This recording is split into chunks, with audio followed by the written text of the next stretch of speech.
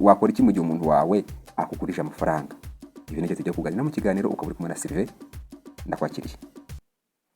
So ni ibibazo twese duhura nabyo, cyane ko isi igenda ihinduka, abantu ntabwo bakizerwa. Hari igihe umuntu aguza amafaranga afite ikibazo, ukayamuha akagenda akanagikemura, ariko cyamara gukemuka yanayabona akumva adashaka kuyagusubiza bitewe no kwikunda kwa muntu kuri kugenda kwiyongera mu isi turimo. None niba ufite umuntu wawe mwari inshuti muturanye nabwo, ese nakuguriza amafaranga uzamubwira ngo ntayo kandi abizi neza ko uyafite? Hari nk'igihe uba wahembwa abizi, ahubwo ati se ko kode nayibuze ko bari ko byandaburanye, wabaye untijemo 30,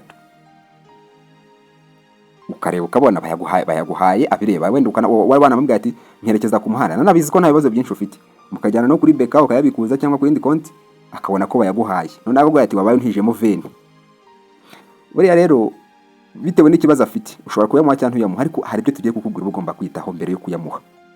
Icyambere rero, uzirikane ko amafaranga ugiye kumuha ashobora kuzayaguha cyangwa ntayaguhe.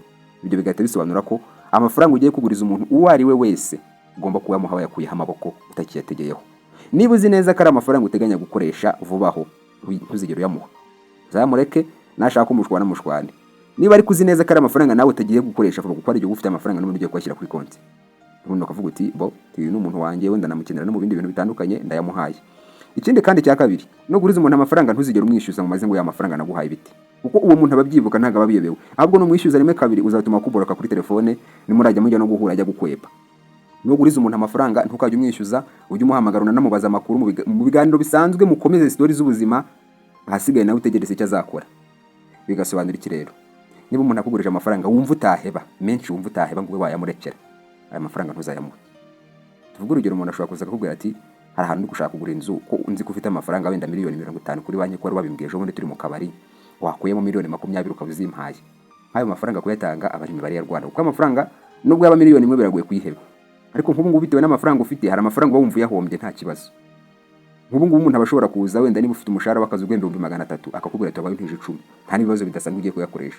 Ushobora gukaragurwa ukamubwira ati okay, ntacyo reka nyaguha yamuhereza. Ayo mafaranga rero ugomba kwibagirwa ko ari nayawe, kuyafata nk'ayo mwanywereye, kuko n'ubundi bamushobora gusangira inzoga muri abajyama, mukanywa inzoga z'ibihumbi 100 cyangwa 50. Ayo mafaranga yamuhera mureka nazo mbashaka kuyagusubiza, ayagusubiza. Niba kugushije ibihumbi 100, ushobora kumubwira ati rero ibihumbi 100 hari ibindi bintu nayabariye, ariko kuko muri inshuti udashaka ko mushwana, ubwo tugeze ku kintu cya gatatu. Ushobora kumubwira uti ngiye kuba nguhayemo ibihumbi 20, ugende ushakishiriza ahandi wongereho. Nawe yari umuntu ufite ubwenge, ntagakurakarira, ababyumverega. Ushobora kumubwira uti hari ibibazo mfite ngiye kuyakemuza, ngiye kuba nguhaye 15 cyangwa 20, ugende urwaza n'abandi bantu urebe uko bimeze. Ayo 20 umuhaye ntukazigero yamwishyuza ngo yategereho ngo ya 20 ngo naguhaye, ngo hari umuntu ngo nari buzayishyure ku wa gatanu, ngo nyaguha ngo kuwa mbere ngo wayanshubije. Kuko umuntu yari kukuguza azakubwira ngo ejo nzayaguha, kugira ngo nyine uyamuhe, kuko nakubwiye ngo ntazigera azayabonera, wose urumva wayamuha. Amafaranga rero ugiye kuguza ihame rikomeye cyane ugomba gutekerezaho. Yatanga we yakuyeho amaboko, ntuzigere wishyuza uwo yahaye. Niba kugurije amafaranga menshi wumva utaheba, muhereze makeya, ubundi umwihorere agenda ashakishiriza ahandi. Nukurikiza izo nama, inshuti zawe, abavandimwe bawe, ababyeyi bawe, ntimuzigera mugirana ibibazo byo kubaguza, kuko niba wamuhaye 10,000 ukabona ntagusubije, ntimuzigera munabigarukaho.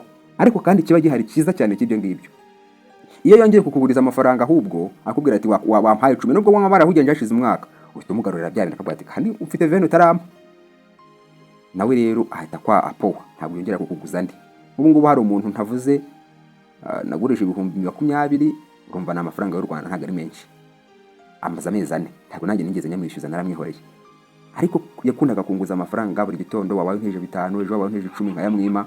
Naje gufata risk rero, ndavuga ngiye kumuha 20, nayamuhaye mbizi yarangujije 50, navuga nti okay, 50 nta mfite, nanjye ari utubazo mfite, reka mbe nguhaye 20 ugende wiyeraje ushakishiriza ahandi, nta kibazo. Ayo 20 nayamuhaye nayahebye, mubwiye amezi yamaranye, sinigeze nyamwishyuza, turanahura tukaburaga, niyo mfite 2 njya kumugurira akanyama cyangwa kandi kana kinywera. Ariko nawe ubwo ngubu arabizi, ntashobora guhirahira ambwira ngo nimuhandi. Ubwo ari uburyo bwiza bwo gukemura ibibazo. Niba ufite umujyama wohoro kuguza, uzagire gutya, ufate amafaranga make wakuyeho amaboko uyamuhe, bizatuma tongera kukuguza ndi. Izo ni inama z'ingirakamaro birebana no kuguza abajyama bawe, abasheri bawe n'abandi bantu batandukanye. Ujye uzikurikiza mbere yo kurekura amafaranga, kuko amafaranga aravuna tuyakorera bigoranye, ntabwo ari byiza kubakinira. Muri kumwe na Sylvain, thank you.